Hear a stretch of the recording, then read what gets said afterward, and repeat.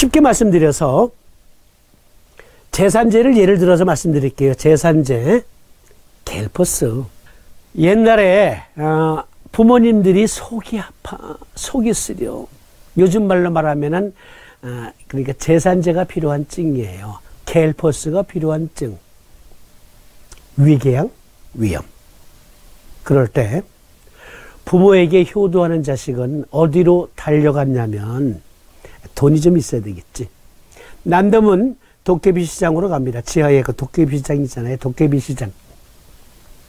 그래서 파란 병에 하얀 위장약 암포젤 M을 사는 거예요. 그 암포젤 M을 사다가 드리는 거야. 그러니까 이 돈이 없으니까 속 쓰린 우리 엄마, 아버지, 할아버지, 할머니들은 무엇을 드셨어요? 속 쓰릴 때. 네, 옛날에 빵 만들 때 쓰는 소다, 가성소다, 소다를 그냥 숟가락으로 한 숟가락 퍼먹었다니까. 그러다가 제약기술이 발전하면서 이번에는 이제 H2 블로커라는 것을 만들게 됩니다. 참고로 제산제는 어떤 작용이냐면요. 파란 병에 하얀 위장약. 그러니까 옛날에 최고의 명성우 최응찬 씨가 선전했습니다. 파란 병에 하얀 위장약 암포젤 M 하고 최응찬 씨 그분이 CF 광고 모델이었는데 어쨌든 자 그것은요 알루미늄 냄비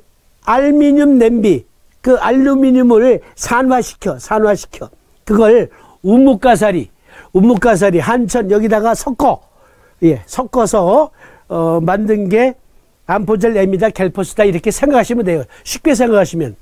그러면 그것을 먹으면 위벽에 섬모 조직에 달라붙어요. 그래서 빨리 흘러내리지를 않아.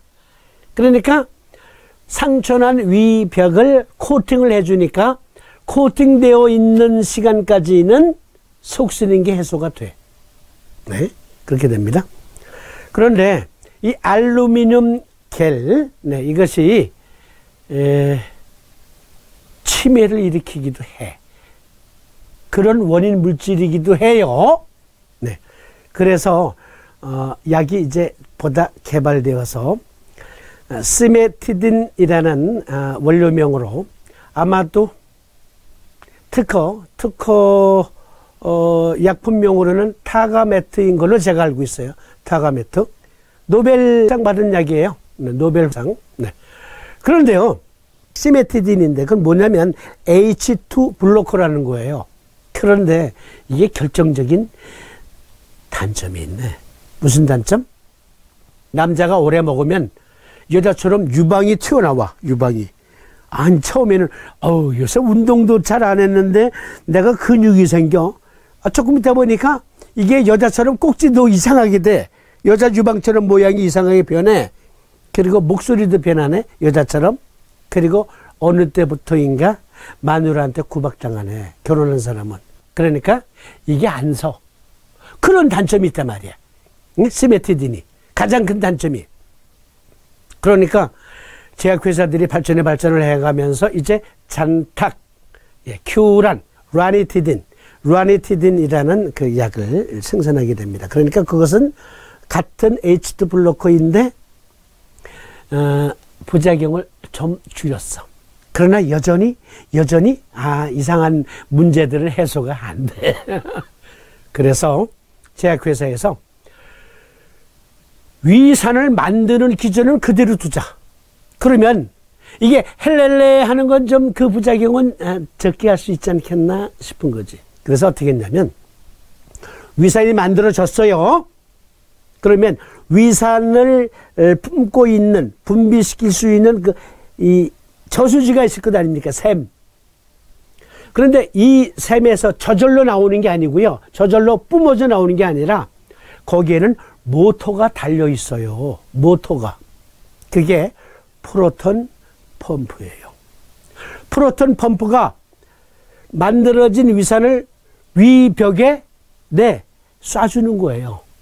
그런데 프로톤 펌프 억제제라는 위장약이 나왔어요. 그게 오메프라졸 계통의 약인데요. 그것은 프로톤 펌프를 망가뜨리는 게 아니고 아예 없애는 것도 아니야. 밸브만 잠궈, 밸브만. 그러니까 히스타민을 통해서 위산을 만들어졌어요. 그래서 저수지에 이제 잔뜩 보관되어 있어요. 음식이 들어오기를 기다려요. 그러면 이게 프로톤 펌프가 위벽 안으로 이제 흘려 보내주는데, 그런데 위산이 뿜어져 나오는 것은 소화를 시키기 위해서인데, 이 사람이 위벽에 상처가 있네. 그러니까 그 상처에 위산이 닿으면 아파, 쓰라려. 그래서 이 오메프라졸 계통의 약은 그 모터 펌프의 밸브를 잠가버리는 거야. 밸브를 잠그는 거야, 밸브. 그러니까 뭐예요? 위벽에 위산을 옮겨주는데 양성자가 작용하는 거예요. 양성자가. 자, 세포 속에 13개의 소기관이 있어요. 그 13개의 소기관은 에너지를 필요로 해요. 에너지. 그 에너지가 들어와야, 세포 막을 투과해서 안으로 들어와야, 그래야 마이토콘드리아가 네, 아데노신 3인산이라고 하는 ATP를 만들어요. 그리고 그 만들다 보면은 활성산소가 그 안에 쌓여요. 그래서 활성산소는 밖으로 나가야 되고 ATP를 만들기 위한 그 원료 물질은 들어와야 돼. 그런데 여기에서도 무엇이 필요해요? 펌프가 필요해요.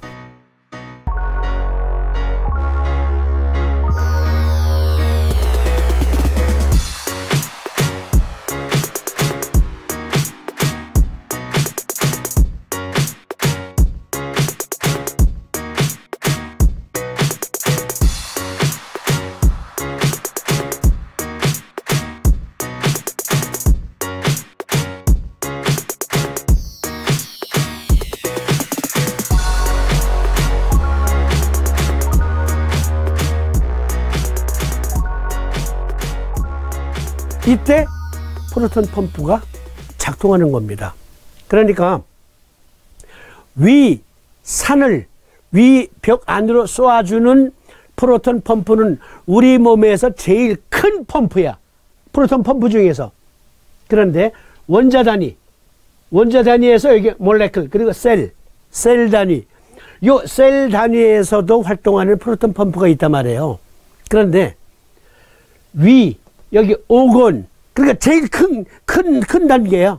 이것들이 모여서 오장육부가 되니까 뭐 완전체지, 조직이 모여서 위를 형성했어요. 위 안에 위산을 콱콱콱콱 쏴주는 프로톤 펌프를 억제하니까 동일한 억제력이 세포 단위에도 적용되는 거예요. 그래서 세포 단위의 프로톤 펌프도 힘이 세. 어떤 건 밸브가 잠기고 어떤 건 그로 인해 망가지기도 해. 그래서 오메프라졸 계통의 약을 처방받아서 사면 설명서를 읽어보면 A4 용지로 비유해서 말하면 A4 용지 넉 장 정도라고 가정을 하면 딱 적응증은 2줄 내지 3줄. 그리고 석 장, 그러니까 한 장, 두 장, 석 장, 넉 장까지는 쭈르르르르르르 부작용이 나오는 거야. 자, 이 얘기를 왜 해요? 우리 몸 안에 소우주가 있단 말이에요. 소지구가 있단 말이에요. 우리 몸 안에 우주가 들어있단 말이에요. 근데 우주는 어떻게 생겼어요? 처음에 아톰으로 생겼어, 아톰. 그런데 아톰 안에는 전자 있잖아요. 우리 몸에 생체 전자기장이 있잖아요. 그리고 중성자, 양성자가 있어요. 프로톤 펌프 말씀드린 대로. 우리 몸 안에 세포 단위 이전에 원자 단위 안에서도 쿼크로밖에 설명할 수 없는 우리 몸의 활동력이 있단 말이에요. 그런데 그 쿼크 단위는 안 보인다. 어마어마하게 세밀한 현미경으로 봐도 안 보인다. 그러나 그것이 있어야만 가능한 어떤 현상을 보고 그것이 있다. 쿼크라는 입자가 없다면 설명할 수 없는, 그러니까 원자 단위에서 전자의 활동력, 양성자의 활동력, 중성자의 활동력까지는 확인했어요. 그런데 그것보다 더 작은 단위인 쿼크라는 단위가 있다. 그것을 인정해야만 이해할 수 있는 현상을 보고 쿼크가 있구나. 힉스 입자는 우주의 우주 생명, 그러니까 유기체의 생명 말고, 그러니까 우주의 기원을 설명하는 입자잖아요.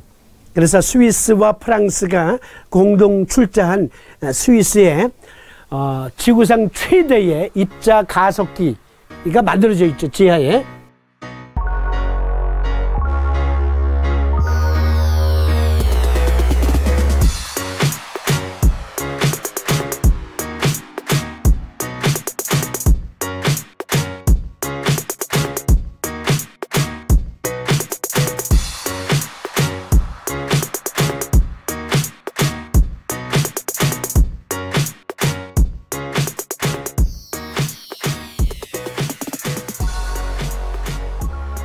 네, 아마 우리나라에서도 좀 투자했을 거예요. 네, 2012년에 드디어 힉스 입자가 아니면 설명할 수 없는 신호가 포착이 되죠. 그래서 힉스 입자가 이론으로만 설명되어 오던 것이 2012년에 확증되었고, 그것으로 2013년에 노벨 물리학상을 받게 됩니다. 그런데 힉스 입자가 있다고 가정할 때 나타나는 현상을 보고 힉스 입자가 있다라고 말한 거예요. 마찬가지라 이거예요. 여기 12경맥의 육기적 기운, 이거 설명드리려고 이거 파트에 과학하고 인내까지 빌려온 거예요. 뭐냐면 우리 몸 안에서 벌어지고 있는 현상들을 보면 족고름풍, 가한목경에 고름풍이 있다, 수고름풍, 심포, 명문, 상화경에 고름풍이 있다라고 확정할 수 있는 거예요. 자, 아톰 수준에서 양성자 확인 가능합니다. 또 중성자, 전자, 이거는 현미경으로 보듯이 확인이 가능해요. 그렇게 가능한 에너지들이 있어요. 쉽게 얘기해서 수태음습 폐금경의 태음습, 조경명조 유토경의 양명조, 족태음습 비토경의 태음습, 수양명조 대장금경의 양명조, 심화경의 소음구나, 방광수경의 태양한수, 신수경의 소음구나, 소장화경의 태양한수, 심포명문상화경의 고름풍, 다음목경의 소양상화, 간목경의 고름풍, 삼초상화경의 소양상화. 이 중에서 실제 아톰 속에 들어있는 전자, 양성자, 중성자를 보듯 입증할 수 있는 에너지가 있고요. 쿼크처럼 보이지는 않지만 우리가 심포 전격을 놓거나 간 전격을 놓거나 또는 3초 전격 성격을 놓거나 할 때 나타나는 현상을 보고 소양상화가 있다, 고름풍이 있다라는 것을 확신할 수 있다는 것이죠. 즉 수태음습 폐금경의 태음습 휴머럴 이뮤니티, 이거 확인할 수 있어요. 그러니까 폐전격을 놓고 실제 화학적 레벨 테스트를 해보면 휴머럴 이뮤니티, 그러니까 점막에서 뮤코스 블랑킷이 급증하는 걸 확인할 수 있거든요.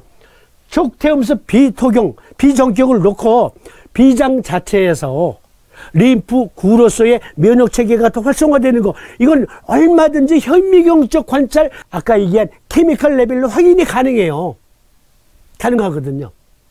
그리고 여기 수양명조 대장금경 전격을 놓으면 림프구가 부어서 염증이 생긴 게, 그 염증이 가라앉는 게 화학적 레벨 테스트로 가능해요. 그건 가능하다. 즉 여기 아톰, 몰레클 수준, 셀 수준에서 들여다보는 것처럼 가능해. 그런데 심포경의 고름풍, 이건 현상을 보고 우리가 추정하는 거예요. 족고름풍 간목경의 고름풍.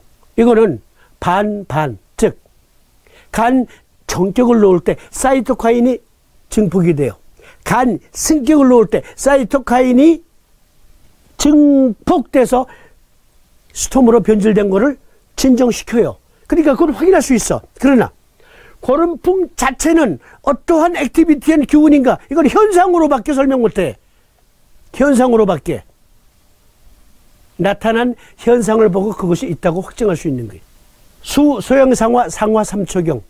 자, 소양상화, 상화, 삼초경. 네, 소양상화. 주역으로 보니까 뭐예요? 벼락. 천둥벼락이야. 천둥벼락. 그러면 우리 몸에 천둥벼락이 있다라고 가정을 하고 보자 말이에요. 그러면 그 현상이 있단 말이야.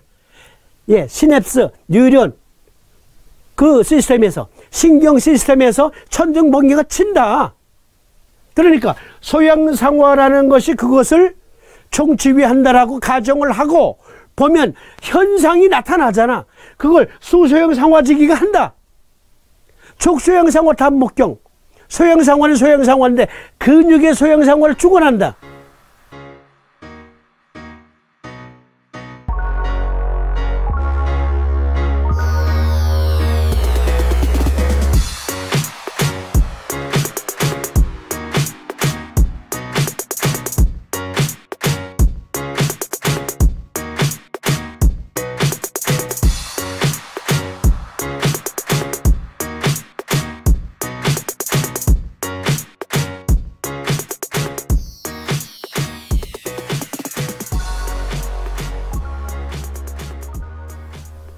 그러면 근육의 소양상화도 역시 천둥번개가 쳐야 되거든.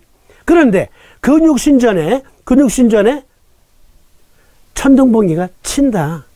그러니까 가정을 하고 족소양상화 다음 목경의 소양상화가 있다라고 가정하고 그 보면 나타나는 현상이 족소양상화 다음 목경의 소양상화가 있음을 증거한다. 코크가 있다고 가정해야만 원자 단위보다 더 작은 단위, 보지는 않았지만 그 단위에서 어떤 액티비티한 현상이 벌어지고 있다. 이것을 확신할 수 있는 거예요. 힉스 입자가 있다는 가정하에 수많은 선진 각국에서 돈을 모아서 어마어마한 펀딩으로 프랑스, 스위스 접경지역에 세계 최대의 입자 가속기를 만들어서 지하에 어마어마한 크기에 가속기를 만들어서 드디어 힉스 입자를 발견하잖아요. 물론 힉스 입자가 있다는 가정하에 나타난 어떤 물리적인 에너지 이력을 확인한 거예요. 그러니까 심포 정격을 놓았을 때 어떤 특정 질병이 나았다. 그건 현상이에요. 현상.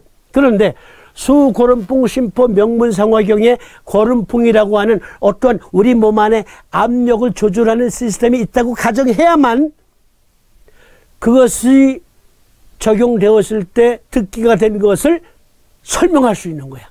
즉 존재를 설명할 수 있는 거예요. 어려우세요? 그러면 다시 설명드릴게요. 어려우시면 다시. 자, 삼시의학책에 자세히 나와 있어요. 족고름풍 간목경. 족고름풍 간목경. 간은요, 일단 간 자체가 일단 액티비티예요. 액티비티. 간은 반을 잘라 남에게 줘도 3개월, 4개월 지나면 건강한 사람은 다시 원상복구가 돼요. 공여자가 요만큼을 대서 줬어요.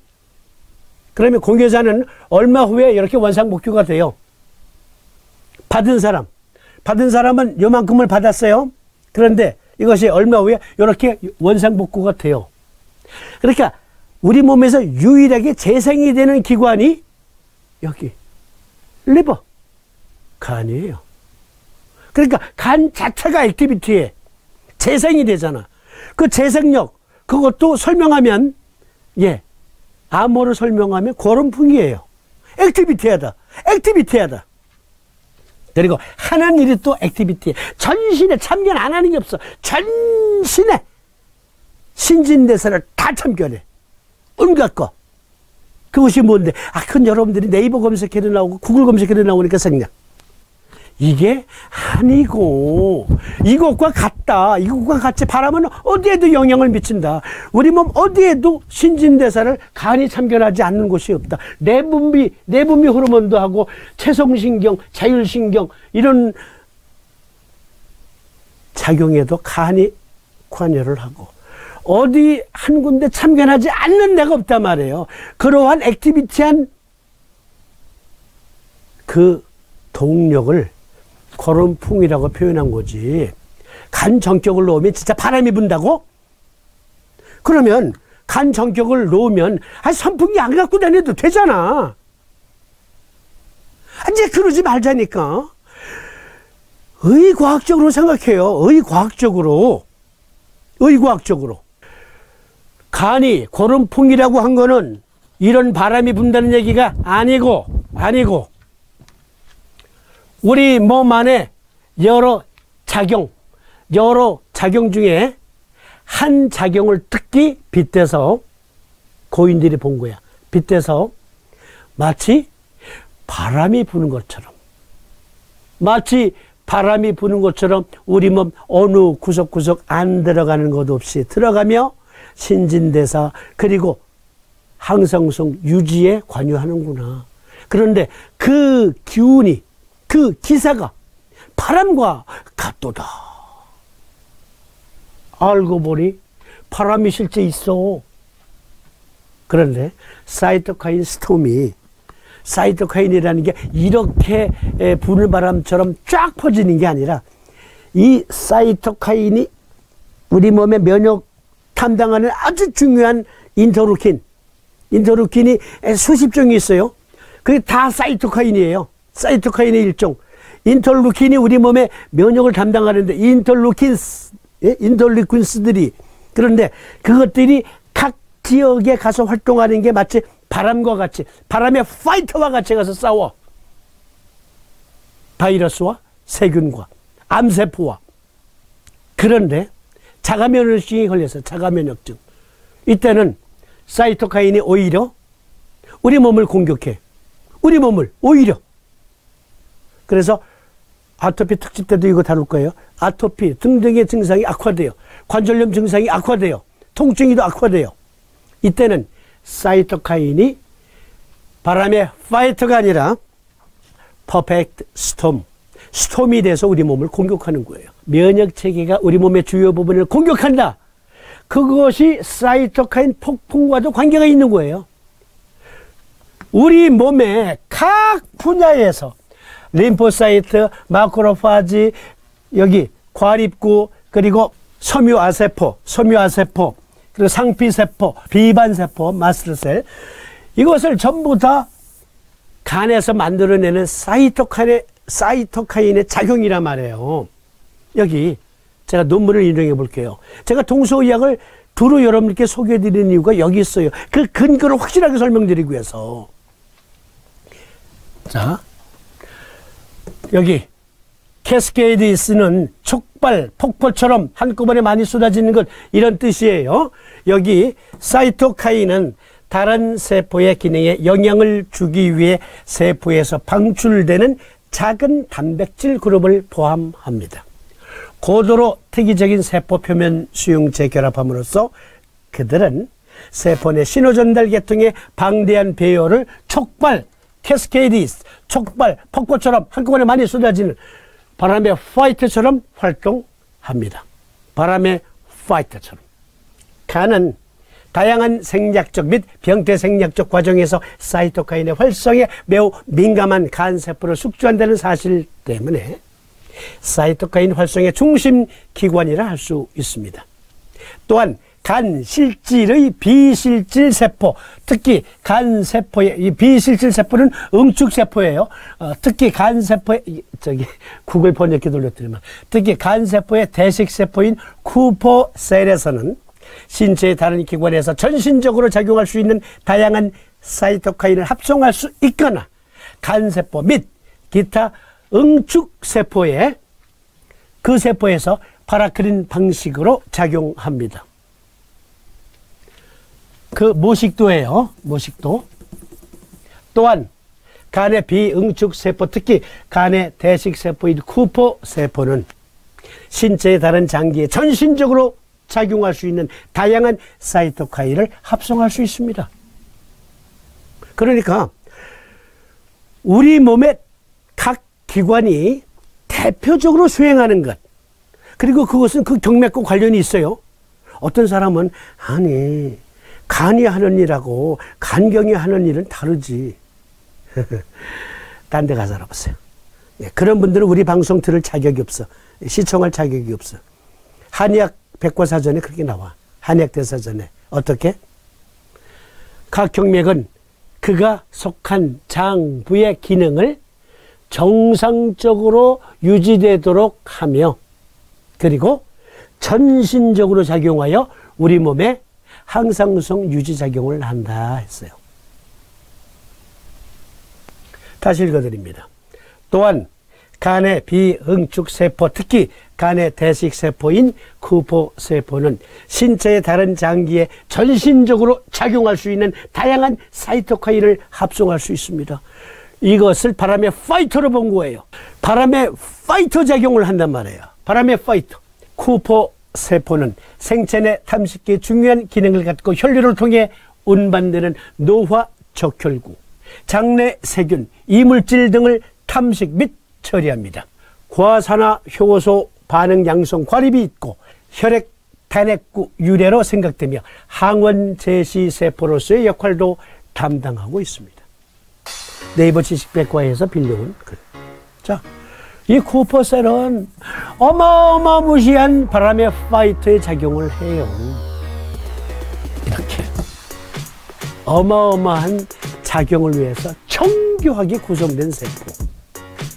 그런데 사이토카인이 림프구, 마크로파지, 그러니까 대식세포, 과립구, 그리고 여기 섬유화세포, 상피세포, 마스트셀, 비반세포 등등의 바람의 파이터로 작용해서 우리 몸에 바이러스나 세균이 침투하면 싸워가서 그 기사가 바람과 같은 거예요. 질풍노도와 같은 거예요.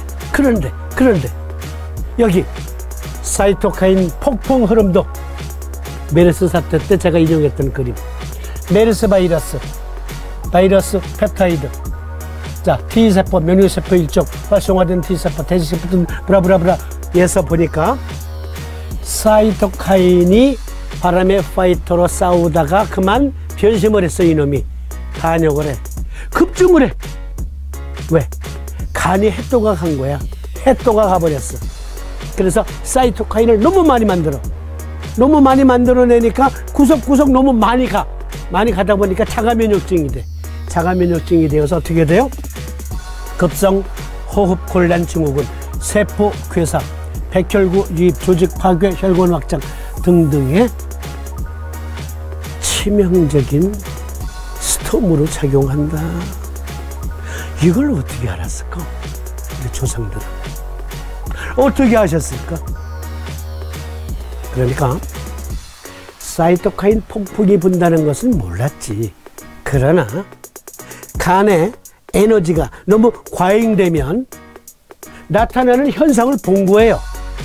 어떤 현상을 보셨어. 그래서 때로는 이것이 스톰으로도 작용하고 사악한 기운으로, 때로는 바람의 파이터처럼 그야말로 정의의 사도로서 질풍노도와 같은 그 기세로 우리 몸을 방어한다는 것을 나타나는 현상을 보고 한 거예요. 족고름풍 간목경에 고름풍이라는 게 있다고 가정하고 보니까 있단 말이에요. 힉스 입자가 있다라고 가정을 하고 보니까 나타나는 현상으로 힉스 입자가 있다. 코크가 있다. 결론.